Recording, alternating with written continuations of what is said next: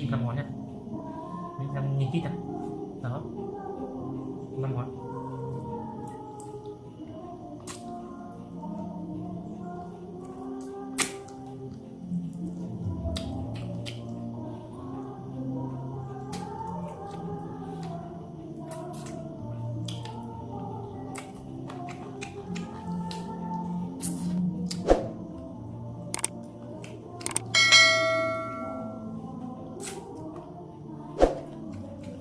Ok, xin chào anh em, chào mừng anh em đã đến với PTA channel. Thì ngày hôm nay thì mình sẽ nấu cho bạn, mình sẽ làm một cái món nấu chim lưng bí đỏ đó. Để làm món này thì trước tiên là chúng ta sẽ cần có một quả bí nha, quả bí đỏ, và mình sẽ đi làm nha, các bạn theo dõi mình. Để làm được món chim lưng bí á, thì đầu tiên là sẽ phải cắt quả bí như này nè,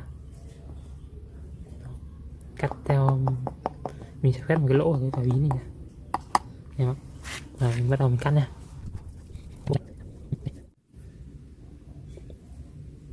Bật nắp nha. Yeah. Thấy chưa em thấy này, đó, thấy chưa, cạo hết mấy cái này đi nha.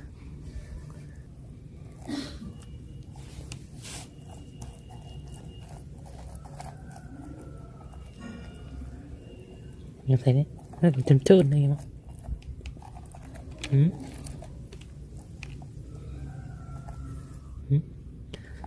Tiếp theo thì tôi sẽ cầm cái sải nha, sải bóc ra, bóc sải đây,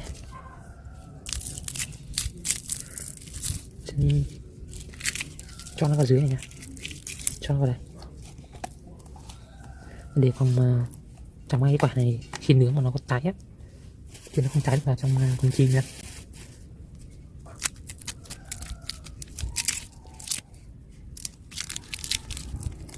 Thế này quả luôn nè. Rồi ok, để xem cho thêm một vài lát gừng nha.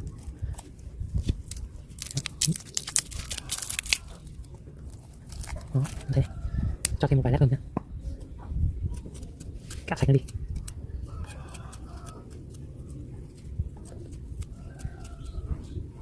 Ok, thế là cho con chim này, xem này, chim thôi nè, chim, rồi, ôi, cắt chân này,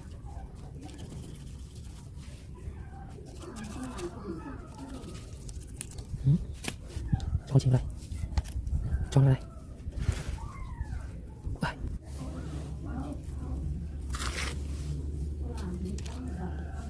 Xem này.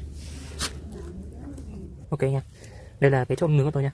Bên dưới thì tôi sẽ lớp một ít lá chuối này, đây là viên đá hoa nhá. Còn đây thì sẽ là con gà tôi trong đây. Sẽ nướng. Đầu tiên sẽ đặt cái úp này lên đây, thấy không? Đó, nướng như đây, úp tròn này. Rồi, ăn như này. Như thế này.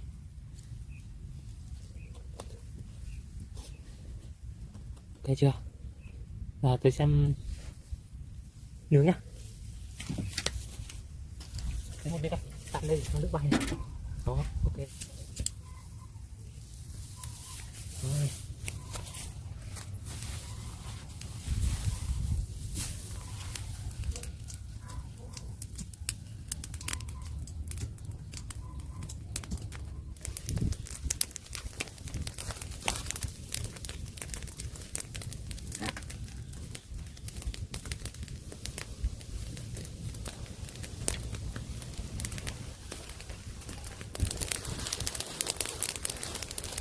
Cái cà chấu như này.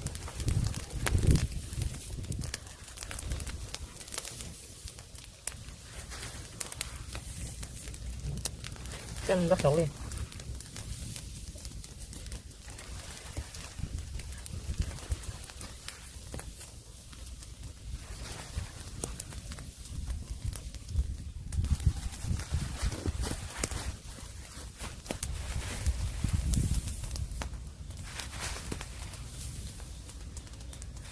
2 tiếng nó sẽ ra xem kết quả này.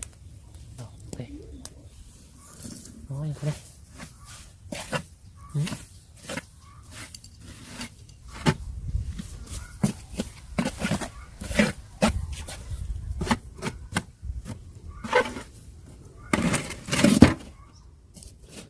Không biết liệu nó chín chưa nhỉ?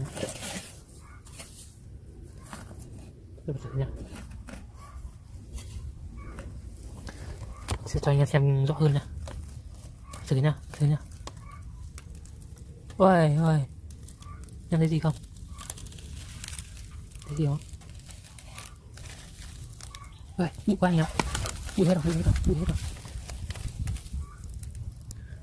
Anh em thấy này. Đó. Thấy chưa? Đây này. Ôi. Đây này. Thơm lắm này, rất là thơm nha. Đó, anh em xem này. Anh em xem này. Thấy rõ chưa? Anh em thấy chưa? Đó, bây giờ tôi cầm về thưởng thức nha. Chỉ phản tôi nha. Đó. Đây, chén nước này nha. Quả này nó chín đục rồi nha. Anh xem này. Cái này nó chín đục rồi nha. Đó. Em thấy rõ không? Đó, bây giờ thưởng thức con gà này nha anh em. Ăn thử một cái đùi. Anh xem này, thịt nó rất là trắng, thơm nha. Đó. Khá là thơm em ạ. Tôi thấy thơm. Mời các bạn cùng thưởng thức cái đùi nha. Xem này, cái đùi rất là chảy nước lên. Nóng. Nói lại nè.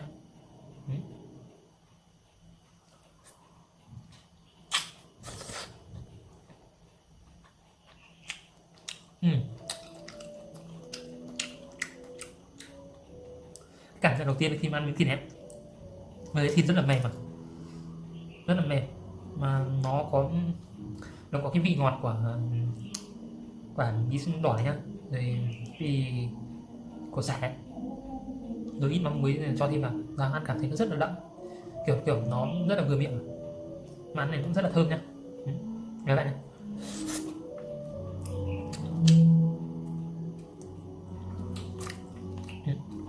Mà thịt của nó rất là tuyệt vời các bạn.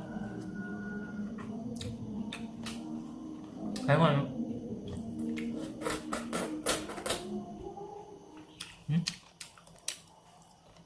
Hơi cũng chắc. Khi mà thịt mà được ngâm thử ở trong cái, khi mà được nướng bằng cái quả này thì bây giờ nó mềm này, ăn rất là ngon này các bạn. Các bạn tin các làm thử các bạn của tôi đi, đảm bảo ngon. Bây giờ tôi sẽ tiếp tục đi chiến đấu nhé. Rất ngon quá. Ngon không chê đâu.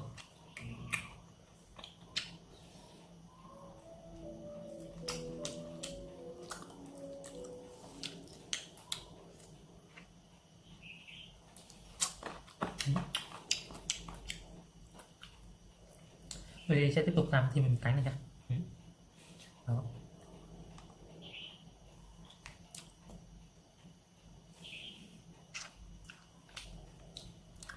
Nó rất có vị của cái quả bí này nha anh em. Quả bí là ngấm thịt này, rất là thơm, rất là ngọt. Tôi ăn rồi. Tôi chưa nghe những cái kiểu nấu nó ngon này này nhá. Bây giờ anh em xem cái chân của con chim của tôi này. Này, không phải chân gà anh em. Anh em đến này, 1, 2, 3, 4, 5 móng nha. Anh em biết chân gà không, mấy móng? Chân gà tôi bảo 6 móng nha. Nhưng con này có 5 móng.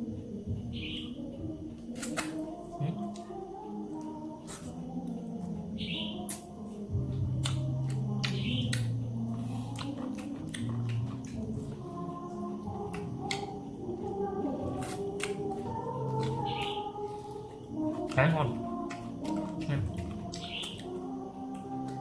Cái chân này, cái ngón chân của nó những kiểu nó bởi bên ngoài không được ủ hết ở trong cái quả này, trong cái quả bí này. Nhưng mà ăn nó vẫn có độ giòn, như kiểu mình nướng nó thì nó xe nó có độ giòn, mà ăn cũng ngon chứ không phải là nó cháy đâu nha. Ăn này nó ngon. Đây là mình tiêu bạn cái này như xem xương của nó là rất bé và xương của nó màu đen này. Cái chim 5 ngón này, đang nhìn kỹ này, đó 5 ngón.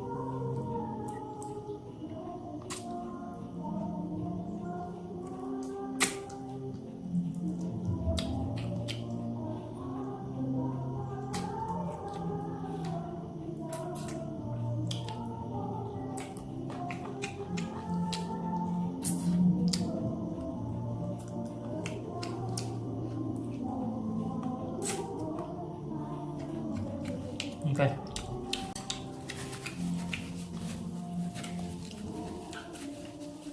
Đây, chạm.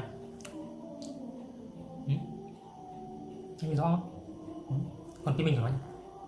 Đây là cái nước của nó chảy ra này. Đó, anh xem. Anh xem này. Có viên đùi nhá, còn một đậm. Đó.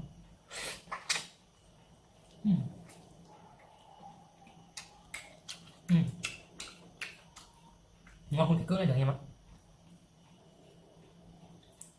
Tuyệt vời nữa. Này ta chắc phải ăn hết 4-5 con này mà. Nhưng mà chỉ lúc đói nha. Này rất khó.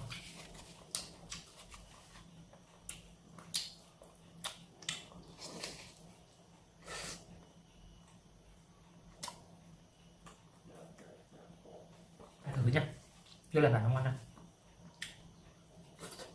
Đây, tôi cho anh em xem cái ruột bên trong của cái quả bí nhá. Đây là cái ruột bên trong của quả bí nhá.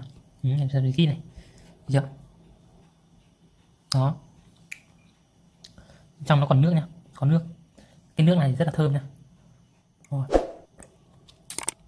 Ok, có lẽ là cái video này của tôi sẽ dừng lại đây thôi. Để tôi sẽ tập trung chuyên môn và để tôi ăn cái con gà này, quên con chim này. Đó. Tôi cũng đã làm xong cái món chim nướng bí đỏ nhá. Các bạn có thể làm theo, sẽ thành công với cái món ăn này của tôi. Rồi.